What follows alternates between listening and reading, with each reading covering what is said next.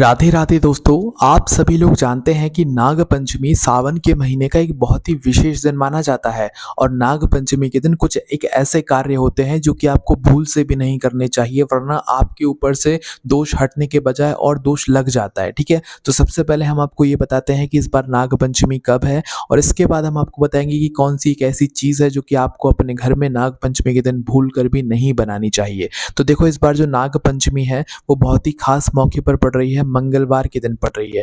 देखो, जो नाग पंचमी की तिथि शुरू हो रही है वो 28 जुलाई की रात 11:24 से शुरू हो रही है, और इसकी तिथि समाप्त हो रही है 30 जुलाई की सुबह 12:56 पर। ठीक है, उदया तिथि के अनुसार और सारे नियमों को देखते हुए इस बार नाग पंचमी 30 जुलाई 2025 के दिन यानी कि मंगलवार के दिन यहाँ पर मनाई जाएगी, है ना। अब देखो, कुछ लोग नाग पंचमी का यहाँ पर व्रत रखते हैं, कुछ लोग अलग अलग तरीके से अपने अपने हिसाब से नाग पंचमी की इस दिन यहाँ पर पूजन करते हैं। ये बात तो आप सभी लोगों को पता है, पर हम आप लोगों को बता दें कि नाग पंचमी के दिन आपको अपने घर में ये एक चीज़ भूल कर भी नहीं बनाना चाहिए। उसका कारण क्या है वो भी हम आप लोगों को यहाँ पर इस वीडियो में बता देंगे। देखो, आप लोग रोटियां तो रोज़ बनाते हो, रोटी सब्जी रोज़ बनाते हो, पर क्या होता है, कुछ लोगों को पता नहीं होता है कि नाग पंचमी के दिन भूल से भी रोटियां नहीं बनाई जाती हैं। जी हाँ, यही वो चीज़ है जो कि आपको नाग पंचमी के दिन भूल से भी नहीं बनानी चाहिए।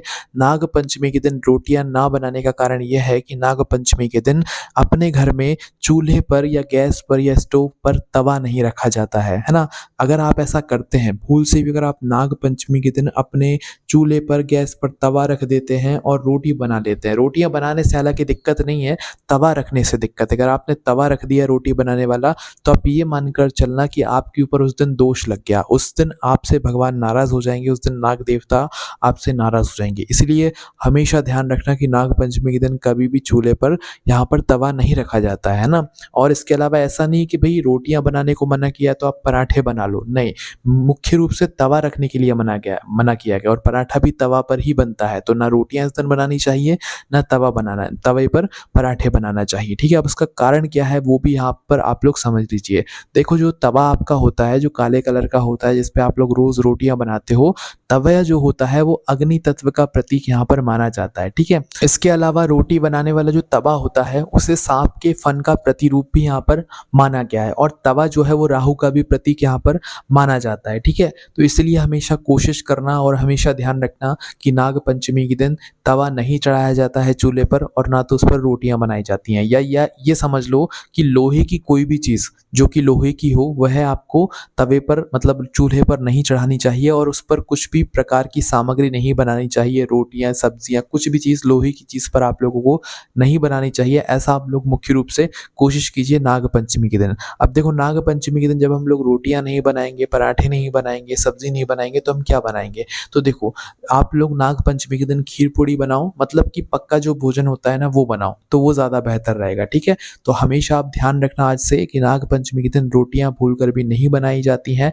इस दिन जो है रोटियां बनाना वर्जित माना गया है, क्योंकि जो है इस दिन नागों को यहाँ पर दिक्कत परेशानी होती है। अगर हम लोग अपने घर में तवा रखते हैं चूल्हे पर और उस पर रोटियां बनाते हैं ना, तो उनको परेशानी होती है, और जब नाग पंचमी के दिन ही उनके ही प्रिय दिन पर अगर हम उनको नाराज करते हैं, तो फिर आप लोग समझ ही सकते हैं कि नाग देवता हमसे अगर नाराज होते हैं तो फिर वो हमें कैसे कैसे क्या दोष लगा देते हैं। नाग पंचमी के दिन कई सारे लोग काल सर्प दोष की भी यहाँ पर पूजन कराते हैं, कुछ लोग अपने मन से भी जो है नाग नागिन की यहाँ पर इस दिन पूजन कराते हैं। तो भाई, अगर आप लोग किसी भी प्रकार का इस दिन अनुष्ठान करा रहे हैं, काल सर्प दोष की पूजन करा रहे हैं, तो अपने घर में पक्का ही भोजन बनवाइएगा, और लोहे की जो सामग्री होगी उसका प्रयोग ना कीजिएगा, और रोटियां इस दिन मत बनाइएगा, और तवा अपने घर पर इस दिन चूल्हे पर मत चढ़ाइएगा। ये बात आप लोग इस दिन ध्यान रखिएगा। इसके बाद में दूसरी सबसे बड़ी चीज़ आती है, क्या इस दिन हम लोग नागों को दूध पिला सकते हैं। तो देखो, धार्मिक दृष्टिकोण से देखें तो हाँ, नागों को दूध पिलाना अच्छा और शुभ माना जाता है, इससे वो आपसे प्रसन्न होते हैं। ठीक है, पर जो वैज्ञानिक अनुसार देखा जाए तो भाई नागों को दूध पिलाना बिल्कुल भी शुभ नहीं माना जाता है। ये उनके अंदर मतलब पाचन तंत्र के लिए बिल्कुल भी अच्छा नहीं माना जाता है। ठीक है, और बाकी आप लोग जो है शिवलिंग पर जो नाग देवता होते हैं इस दिन उनको स्नान वगैरह तो करा सकते हैं। बाकी दूध पिलाना धार्मिक मान्यता से अच्छा माना जाता है, और जो हमारे वैज्ञानिक दृष्टि है उसके हिसाब से अच्छा नहीं माना जाता है। तो भाई, आप अपने हिसाब से देख लीजिएगा कि आपको किस नियम का यहाँ पर पालन करना है। बाकी जो मेन चीज़ थी वो हमने आपको बता दी है। बाकी आपके मन में अभी भी अगर कोई प्रश्न है तो हमसे कमेंट करके पूछ सकते हैं। आपको कमेंट में राधे राधे ज़रूर लिखना है। बाकी आप सभी लोगों को वापस से राधे राधे। आप सभी लोगों को नाग पंचमी की बहुत बहुत हार्दिक शुभकामनाएं। राधे राधे।